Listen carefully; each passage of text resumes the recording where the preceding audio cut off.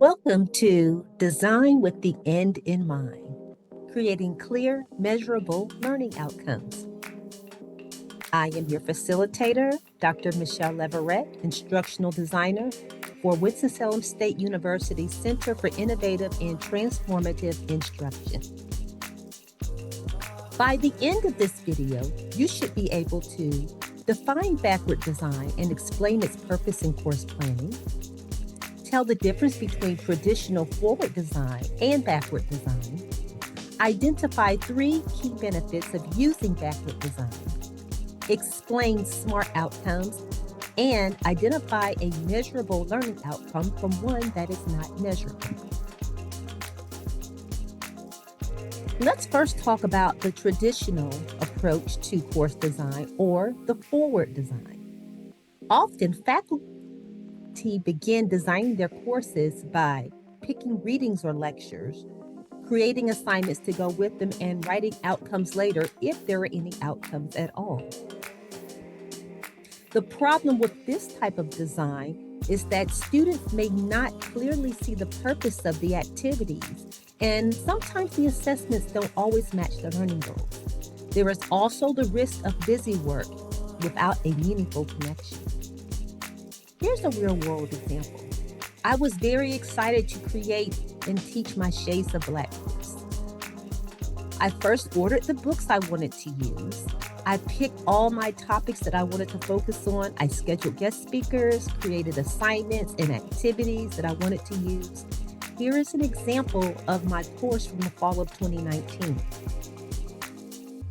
The problem with this syllabus is there are no identifiable outcomes. This meant I had to go back and decide what I wanted my students to do, what goals I wanted them to achieve by the end of the course. Then I had to evaluate the assessments to see if they aligned with those outcomes. I had to check my resources, my activities, as appropriate support for those assessments. Then I revised my syllabus. Now, in addition to the course description, there are learning outcomes.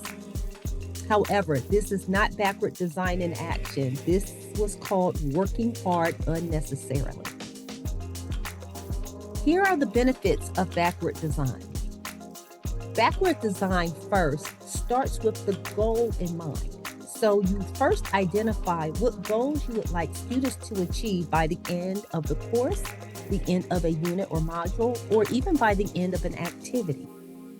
Students then understand the why behind what they're doing. It improves their coherence and reduces unnecessary content. It also promotes equity because expectations are made transparent.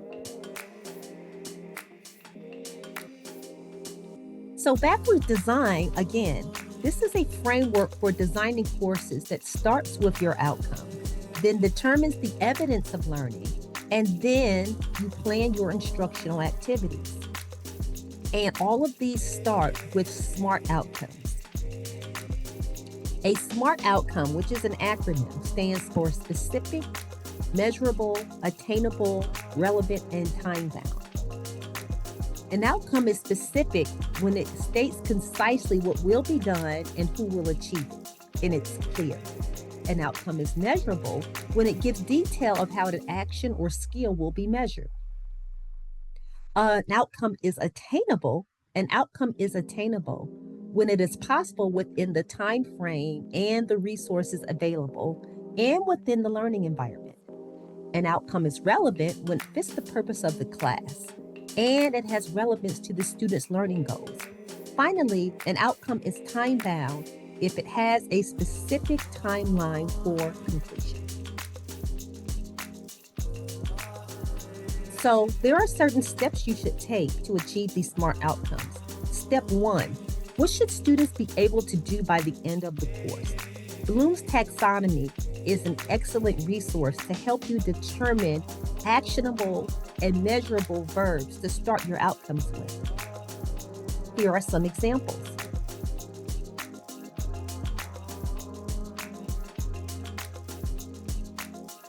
Step 2, you want to be specific.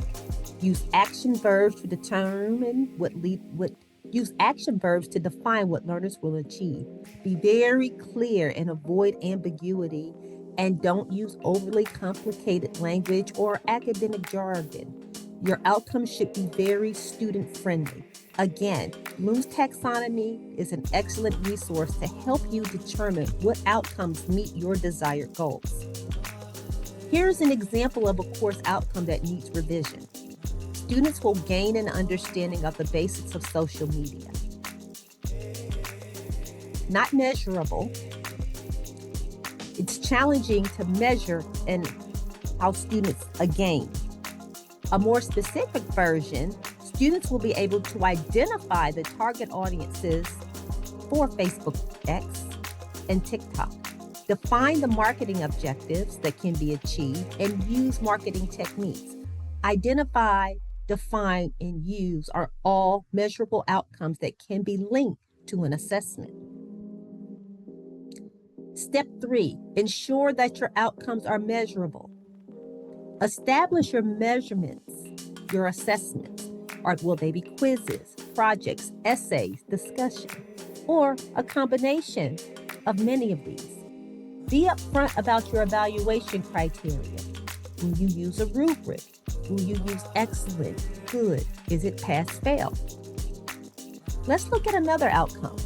By the end of this unit, students will be able to appreciate Harriet Tubman's role in the Underground Railroad. It is very hard to measure an appreciation. This is more an objective after an activity. You want students to be able to appreciate something, but there's not an assessment you can build to show an appreciation. Step 4, ensure your objectives are achievable. So you want to match your course material to the level of your learners. Make them challenging but reasonable. And learners should have the necessary skills and resources to achieve the goal. Consider this outcome for a first-year writing course. By the end of the course, students should be able to craft a thesis statement that identifies the main idea of a paragraph and topic sentences that align with and reflect the thesis statement. For a writing class, this would be considered achievable, as it does not ask for students to do something that is outside of their educational level. Step 5, ensure objectives are relevant. They should match what students should be able to do in an employment situation, and they should also align with the outcomes of the course. Finally, step 6, establish deadlines and timeframes.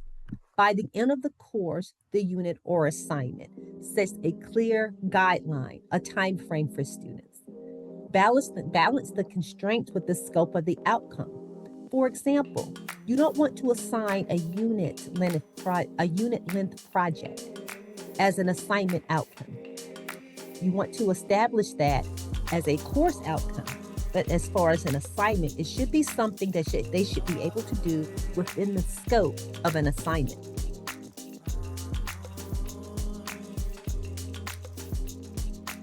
Thank you for your time, and I hope this has been beneficial to you in building your SMART outcomes.